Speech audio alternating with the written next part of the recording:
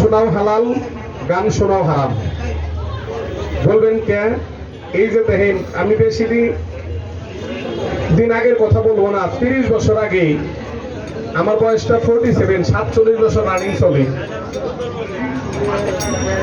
30 বছর আগের কথাই বলি। 30 বছর আগে একটা কাঠের বাক্স রেডিও ছিল। তখনকার সময় কাঠের বাক্স রেডিওর চাবির সুইচ অন করলে তখনকার সময় গান বাজতো, ফান্দে পড়িয়া বগা কান্দে। কি বাবা গান বাজতো না? আবার মধুর সুরে কত সুন্দর করে গান বাজতো, তখন শুনতে মন চাইতো, গাইতো মন চাইতো। কি গান বাজতো মাস্টার? নবী মোরে পরশমণি, নবী মোর সোনার খনি, নবী নাম জপে হিতে চলছে কদু গানের গনি, নবী মোরে পরশমণি।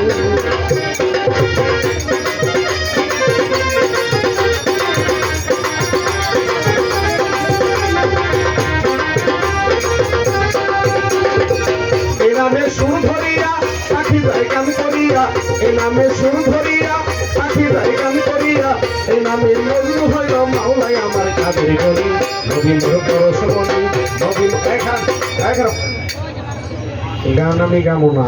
ওই যে দেখেন মাইয়া একটা মানুষ 6 জন গেছে গা, এটা বুঝাইলাম। আচ্ছা 2, 4, 15, 20 বছরের রেডিও টেলিভিশন এই গান কি আর শোনা যায় বাবারা?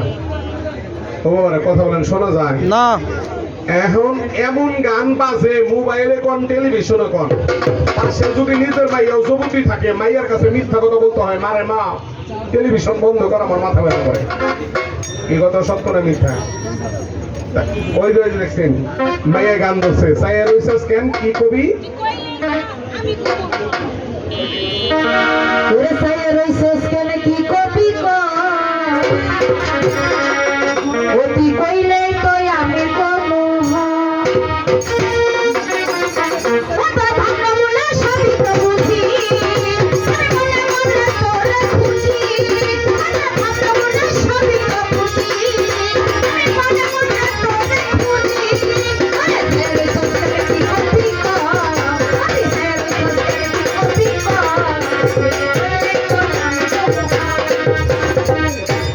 আল্লাহ গান কিছু বুঝলেন? আল্লাহ বুঝছেন তো? এদিই গান। আর ওইটি গাইলে এখন কয় এখন মা বাপ মরছে, মনে হয় এরা ভিক্ষা টিক্ষা করবো। সত্য? তাহলে সমস্যা নাই, আজকে আপনার লগে আমার পাল্লা। আপনি গাইবেন আগের বর্তমান জামানার গান, এই যে যেটি গাইলেন, আর আজকে আমি গামো আগের জামানার গান। যদি আজকে আপনি জিতা যান, পুরস্কার আজকে আপনার আমি দিব। আর যদি আমি জিতে যাই, তাহলে আমি রাত্রবেলায় ভাত খাই না, মাত্র 2 পিস রুটি আর একটু সবজি দিব না, এইটুকু আপনি খাওয়াবেন। এই বোতল দিয়ে দিবেন? এই বোতল তো আমার পুরো অনভাব নেই, এই বোতল আমি চাই না, এটা এমনি আমি পামু। নাস্তা আপনি খাওয়াবেন, এটাই সত্য। তাহলে মেয়েটার কাছে কিসের পামরুটি? পরুটি, হ্যাঁ হ্যাঁ হ্যাঁ, এই পরুটিটা আপনি খাওয়াবেন, ঠিক আছে? তাহলে মেয়েটার কাছে গান শোনেন। আর দাবি একটা বাবা, মেয়েটা যখন অভিনয় করে গান দিব, পায়ে ধরে বলছি কেউ হাতের তালি দিবেন না।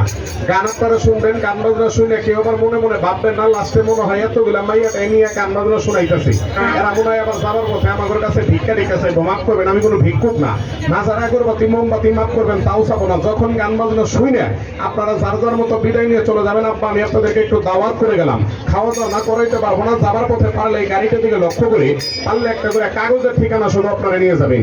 এই ঠিকানার ভিতরে বিস্তারিত লেখা আছে, নিয়ে একটু পড়বেন। পরে যদি কাজে লাগে লাগাবেন, কাজে না লাগলে পায়ের জুতাটা মুইসা রাস্তায় ফেলে দিবেন, আমার কোনো দাবি নাই। অনেকের মনে প্রশ্ন কি কাজে লাগতে পারে, এই কার্ডের ভিতরে বিস্তারিত লেখা আছে। আমার জন্মস্থান বাড়িটা ঢাকা জেলা, এই ঢাকা জেলায় সাভারে থানা নবীনগর।